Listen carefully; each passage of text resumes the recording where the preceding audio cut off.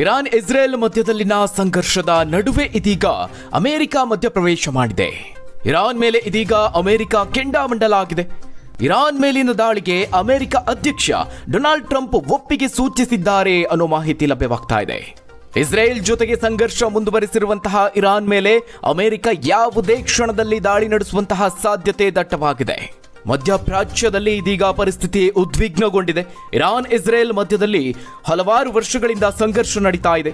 ಕಳೆದ 1 ವರ್ಷದ ಅವಧಿಯಲ್ಲಿ ಇರಾನ್ ಇಸ್ರೇಲ್ ಮಧ್ಯದಲ್ಲಿನ ಸಂಘರ್ಷ ಯುದ್ಧದ ಸಾಧ್ಯತೆ ಕಂಡು ಬರ್ತಾ ಇತ್ತು. ಇದೀಗ ಪರಿಸ್ಥಿತಿ ಉದ್ವಿಗ್ನಗೊಂಡಿದೆ, ತೀವ್ರ ಸ್ವರೂಪವನ್ನ ಪಡೆದುಕೊಂಡಿದೆ. ನೆನೆಯ ಸಭೆಯಲ್ಲಿ ಇರಾನ್ ಮೇಲೆ ದಾಳಿಗೆ ಟ್ರಂಪ್ ಒಪ್ಪಿಗೆ ಸೂಚಿಸಿದ್ದಾರೆ. ಅಂತಾರಾಷ್ಟ್ರೀಯ ಮಾಧ್ಯಮಗಳಲ್ಲಿ ಇದೀಗ ಅಮೆರಿಕ ದಾಳಿಯ ಬಗ್ಗೆ ಸುದ್ದಿ ಆಗ್ತಾ ಇದೆ. ಇರಾನ್ನ ಸರ್ವೋಚ್ಚ ನಾಯಕ ಆಯತೊಲ್ಲಾ ಅಲಿ ಖಮೇನಿ ಇಸ್ರೇಲ್ಗೆ ಭೀಕರ ಪರಿಣಾಮಗಳ ಎಚ್ಚರಿಕೆಯನ್ನ ನೀಡಿದ್ರು. ಅಲ್ಲದೆ ಎರಡೂ ರಾಷ್ಟ್ರಗಳ ನಡುವಿನ ವೈಮಾನಿಕ ದಾಳಿಗಳು ರಾತ್ರಿ ಇಡೀ ಮುಂದುವರೆದಿದೆ. ಯುದ್ಧಕ್ಕೆ ಮುನ್ನುಡಿ ಬರೆದಿರುವಂತಹ ಎರಡೂ ರಾಷ್ಟ್ರಗಳು ಕಳೆದೊಂದು ವಾರದಿಂದ ಪರಸ್ಪರ ದಾಳಿಗಳು ಮಾಡ್ತಾ ಇವೆ.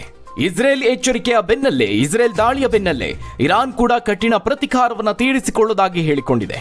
ಇತ್ತೀಚಿನ ಸಂಘರ್ಷದ ನಂತರ ರಾಷ್ಟ್ರವನ್ನುದ್ದೇಶಿಸಿ ಮಾಡಿದಂತಹ ಮೊದಲ ದೂರದರ್ಶನ ಭಾಷಣದಲ್ಲಿ ಯುದ್ಧದಲ್ಲಿ ಶರಣಾಗುವುದಿಲ್ಲ ಅಥವಾ ಸ್ವೀಕರಿಸುವುದಿಲ್ಲ ಅಂತ ಇರಾನ್ ಹೇಳಿಕೊಂಡಿದೆ. ಇತ್ತ ಇಸ್ರೇಲ್ಗೆ ಬೆಂಬಲವಾಗಿ ನಿಂತಿರೋದು ಅಮೆರಿಕ.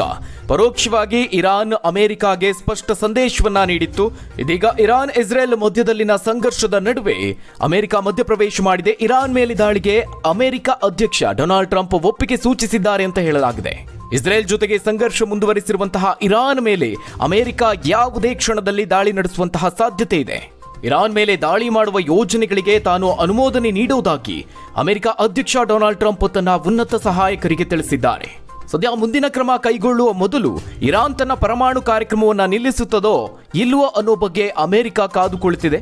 ಇಲ್ಲಿ ಮುಖ್ಯವಾಗಿ ಇರಾನ್ ವಿರುದ್ಧ ಇಸ್ರೇಲಿ ಮಿಲಿಟರಿ ದಾಳಿಗೆ ಅಮೆರಿಕ ಸೇರುವುದನ್ನ ಪರಿಗಣಿಸಬಹುದು ಅಂತ ಟ್ರಂಪ್ ಹೇಳಿದ್ದಾರೆ. ನಾನು ಏನು ಮಾಡ್ತೀನಿ ಅಂತ ಯಾರಿಗೂ ತಿಳಿದಿಲ್ಲ ಅಂತ ಟ್ರಂಪ್ ಎಚ್ಚರಿಕೆಯನ್ನ ಕೊಟ್ಟಿದ್ದಾರೆ. ಒಳಗಿಂದೊಳಗೆ ಅಮೆರಿಕ ಬೇರೆಯದೇ ಪ್ಲಾನ್ ರೂಪಿಸಿದಂತೆ ಕಾಣಿಸ್ತಾ ಇದೆ.